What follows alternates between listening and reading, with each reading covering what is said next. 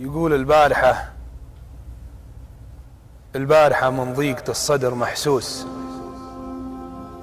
غابت علي الشمس في راس قمة، رجلي على جمرة وكبدي على موس، عامين والثالث على آخر متمه، صديت عن واد بهالحبل ممسوس، وعن وجه ابن عم يهين ابن عمه، هدر مسيري عكس والدرب معكوس، وادر سلاح الداب نابه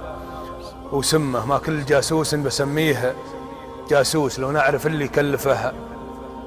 بالمهمة، لكن بيت النمل والذر والسوس مو بيت اللي كبيرنا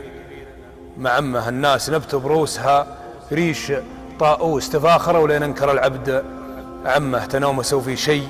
ما هو بناموس، مثل الصلاة اللي على غيره يمه، اللي معه دفتر سنادات وفلوس ويرهن مقابلها كرامة وذمه، يعطيك في الحسنى ندوات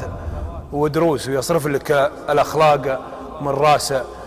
كمه، نعاف ما كن نطمع فيه مغروس، ونطمع في حاجة نسابوها وامه، ما نوسي الوادي ولا انتهى بمانوس، مهم ولا فيك حاجة مهمة، اللي على جالك يصيدون جاموس، واللي وراهم ياكلونها بدمه، ذيابتك نجسة وفيرانك نجوس، من طحت بين يديه وداك فمه، أصنام تبنيها نصارى وهندوس على قبور الأنبياء ولا أمه، يا مملكة صدري من القوس للقوس، من لا يهمك لا تشيلين همه، جد الولد منحوس وابوه منحوس، جاء من ظهره وقال لابليس سمه، هون علي أعيش منفي ومحبوس، ولا ينبعث ريح الخيانة وشمه، ماني بدايم رايق أخلاق وهجوس، وما ضويت بكارثة جبت بمه. والسلام.